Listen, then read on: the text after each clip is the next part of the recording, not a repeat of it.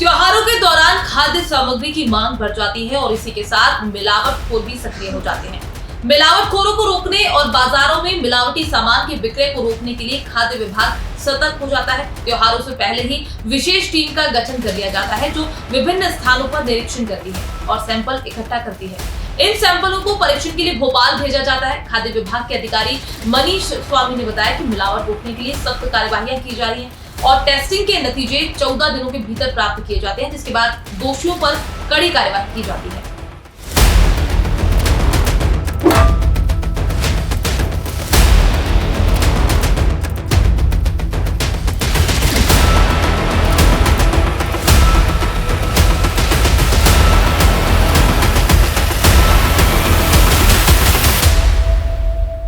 दिवाली का समय है और दिवाली के चलते अगर देखा जाए तो काफ़ी मिलावट देखने के लिए मिलती है कि खाद्य में जो सामग्री है उसमें जो मिलावट है वो देखने के लिए मिलती है और इसमें जो मिलावटखोर है काफ़ी सक्रिय हो जाते हैं। लोगों की जो मांग रहती है काफ़ी रहती है सामानों को लेकर। इस बीच में जो मिलावटखोर है इसमें जो मावा हो गया, दूध हो गया, मिठाइयाँ हो गई, इसमें जो मिलावट है वो करते हैं। इसी पर रोकथाम के लिए है जो जिला प्रशासन है काफ़ी सख्त कार्रवाई कर रहा है और खाद्य विभाग द्वारा लगातार कार्रवाई की जा रही है, जिसके चलते भी पूर्व में भी जो है बड़ी कार्रवाई जो है मावे की गई है। हमारे साथ में खाद्य विभाग अधिकारी भी मौजूद हैं, उनसे हम जानेंगे कि आखिर जो जिस तरीके से एक्टिव हो जाते हैं, जो मिलावटखोर जो एक्टिव हो जाते हैं दिवाली के समय या फिर त्योहारों के समय, किस तरीके पे से इन पर सर रोक लगाई जाती है। देखिए, जैसे कि दिवाली के पहले लगभग 1 माह या 2 माह पहले जिलाधीश महोदय के द्वारा दल गठित कर दिए जाते हैं और प्रत्येक दल को अपने अपने क्षेत्र में जो बाहर से आने वाले खाद्य पदार्थ हैं या इंदौर शहर में या इंदौर के आसपास के क्षेत्रों में जो कारखाने हैं उनके इंस्पेक्शन और सैम्पलिंग के जो है के लिए कहा जाता है। तो उसी तारतम्य में जनरली होता क्या है, त्यौहार जैसे जैसे आते हैं खाद्य पदार्थों की डिमांड बढ़ती है। डिमांड बढ़ने के साथ पूर्ति के लिए जो है कुछ जो लोभ के लालच में कुछ लोग जो है मिलावटी खाद्य पदार्थ या मिलावटी या बाहर से आने वाले मावे का उपयोग करके और इस तरह की मिठाइयाँ और अन्य खाद्य पदार्थ तैयार करते हैं। जैसे अभी हाल ही में ज्ञात हुआ कि एक पिस्ता कतरन की भी कार्रवाई करी, तो मिठाइयों के ऊपर जो पिस्ता और बादाम लगाए जा रहे हैं वो कलर करके। और अभी कुछ मुद्दा उठा था वर्क को लेके कि चांदी महंगी हो रही है तो एल्यूमिनियम वर्क यूज़ कर रहे हैं लोग कुछ। तो इस तरह भी जो है सभी तरह की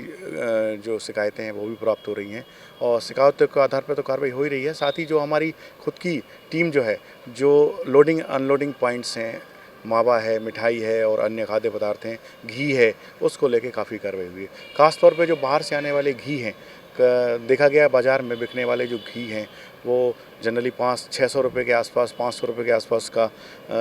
घी जो मार्केट में सामान्यतः जो घी है वो मिलता है, लेकिन देखा गया कि 400 रुपये, 300 रुपये या 250 रुपये के भी घी मार्केट में है। तो ऐसे ब्रांड्स को लेके, ऐसे घी को लेके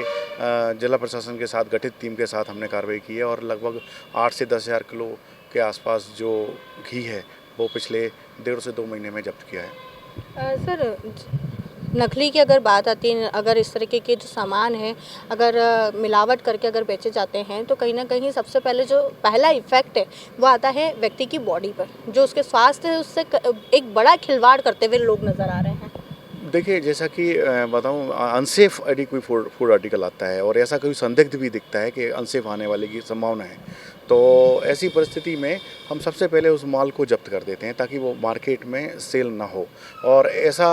जो खाद्य पदार्थ है उसकी रिपोर्ट तुरंत बुला के और उस पर जो विधि अनुसार कार्रवाई है, जैसे FIR करना है, अन्य कार्रवाइयाँ हैं, मजिस्ट्रेट के यहाँ केस जल्दी लगाना है, तो ऐसी प्रोसिक्यूशन जल्दी कराते हैं और ऐसे खाद्य पदार्थों को बाज़ार में रोका जाता है। सर, ये तो हुआ कि आपने जब्ती कर ली, खाद्य पदार्थ जो है उसे जो है ना, अगर इस तरीके का कुछ मिलता है मिलावट का तो आप नष्ट कर देते हैं, लेकिन जो मिलावटखोर इसके पीछे हैं उन तक कैसे पहुंचा जा रहा है? देखिए, ट्रेसेबिलिटी जो है, जैसे हम ट्रेस करते हैं कि खाद्य पदार्थ कहाँ से चला है। जैसे सौंफ है, मान लीजिए सौंफ पे कलर है, तो कलर कहाँ से निर्मित होकर आ रहा है, तो फैक्ट्री तक जाते हैं और उस फैक्ट्री पर जाके कार्रवाई करते हैं। और ये कलर है तो कलर कहाँ से ला रहा है, इस तरह के इन्वेस्टिगेशन करते हुए हम एंड पॉइंट तक पहुँचते हैं और कोशिश करते हैं कि जो जड़ है उस जड़ से ख़त्म किया जाए। सर, इन पे जो मिलावटखोर रहते हैं, जैसे फैक्ट्री का आपने बताया, आपने कार्रवाई कर दी है, एंड पॉइंट पे चले गए, लेकिन इनके पीछे जो लोग हैं उन पर भी कुछ एक्शन लिया जाता है ताकि दूसरे लोग इससे जो है एक सबक ले और इस तरीके का कार्य ना करें? आपने देखा होगा कि अभी लगभग हर वीक में लगभग 8 से 10 केस डिसाइड भी हो रहे हैं कि कभी 18 लाख रुपए फ़ाइन, तो अब 17 लाख रुपए फ़ाइन, अर्थदंड तो हो ही रहा है। साथ ही साथ जिन पे कठिन या कठोर कार्रवाई करना है, ऐसे जो प्रकरण हैं वो माननीय न्यायालय में भी प्रस्तुत होते हैं और माननीय न्यायालय में उनको सज़ा भी हो रही है। तो ऐसे महीने में 1 या 2 केस भी आ रहे हैं जिनमें सज़ाएँ भी हो रही हैं पुराने केसेस में। सर, अभी दिवाली है, कितनी जो आपको इस तरीके की मिलावटखोर की जो चीज़ें हैं वो ज़्यादा देखने के लिए मिल रही है, ज़्यादा पॉइंट आ रहे हैं, ज़्यादा कार्रवाई हो रही है, निरंतर कार्रवाई भी चल रही है, लेकिन दिवाली के समय जो है अभी बहुत ज़्यादा कार्रवाई देखने के लिए मिल रही है। मैं आपको बताया कि जैसा कि शहर बड़ा है, जनसंख्या बहुत ज़्यादा है, यहाँ की मांग बहुत ज़्यादा हो जाती है, इतना प्रोडक्शन इंदौर में नहीं हो पाता है, तो बाहर से भी खाद्य पदार्थ आते हैं और पूर्ति करने के लिए क्वांटिटी भी बढ़ती है, प्रोडक्शन भी लोग बढ़ाते हैं, तो इस तरह से कारखाने भी नए खुल जाते हैं कई। तो ऐसी परिस्थिति में जो है ज़्यादा कार्रवाइयों की आवश्यकता होती है, इसलिए आपने देखा होगा कि त्योहारों पे कार्रवाई थोड़ी ज़्यादा हो जाती है। अमूमन हमारे जो सैंपल हैं टारगेट वो हम पूरा करते हैं, लेकिन दिवाली के समय अपर कलेक्टर श्री गौरव बेनल साहब ने सीधा टारगेट 3 गुना कर दिया है हमारा, और हम कोशिश करेंगे कि 3 गुना उन्होंने जो टारगेट दिया है हम उसको 4 गुना तक ले जाएँ। सर, कैसे सैंपल लिए जाते हैं, कैसे टेस्टिंग के लिए भेजे जाते हैं, कितने दिन में जो है इसकी जो रिपोर्ट है आ जाती है? अभी जो वर्तमान में 14 से 15 दिन का जो सर्कुलर है, 14 दिन में रिपोर्ट आना चाहिए हमारे पास। कई बार लेट होती है तो सूचना आती है कि इस कारण से लेट हो रही है, तो जनरली 14 दिन में रिपोर्ट आने का प्रावधान है और जैसे ही 14 दिन में रिपोर्ट आती है हम उसको प्रोसिक्यूशन की कार्रवाई हम आरंभ कर देते हैं। सर, एक आखिरी सवाल,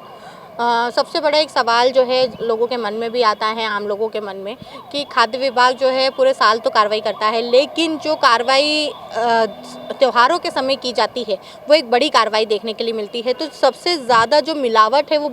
ऐसा कि पूरे साल नहीं रहती है, सिर्फ त्योहारों पे रहती है? ऐसा नहीं है। आपने देखा होगा कि हमारे जब भी कोई कार्रवाई होती है, दिवाली के 2 महीने पहले भी हमने जो कार्रवाई करी, वो भी जनवरी में भी हमने कार्रवाई करी, 3 कार्रवाइयाँ हुई, फरवरी में भी हुई, जब कोई त्यौहार नहीं थे तब भी हम कार्रवाई करते हैं। बस ये है कि इस तरह के जो केसेस हैं उस समय जब दिवाली होती है या दिवाली के आसपास, इस समय लोगों को अवेयर करना भी बहुत ज़रूरी होता है। इस कारण से जो है मीडिया और अन्य जो समाचार पत्र इनके माध्यम से भी अवेयरनेस के लिए हम जो प्रचार प्रसार भी करते हैं, प्रेस नोट भी जारी करते हैं। जो प्रचार प्रसार है वो किया जाता है, लोगों को किस तरीके से जो है मिलावटखोरों से बचाया जाए, नकली खाद्य सामग्री से बचाया जाए, इसका लगातार जो प्रयास है वो किया जाता है। विशेष तौर पे जो त्योहारों का सीज़न आता है तो त्योहारों के सीज़न पर मिलावटखोर ज़्यादा सक्रिय नज़र आते हैं, जिन पर जो है खाद्य विभाग जो है सख्ती बरते हुए है और लगातार जो कार्रवाई है वो की जा रही है। कैमरा पर्सन धीरज के साथ खुशबू यादव, सूर्योदय टीवी, इंदौर।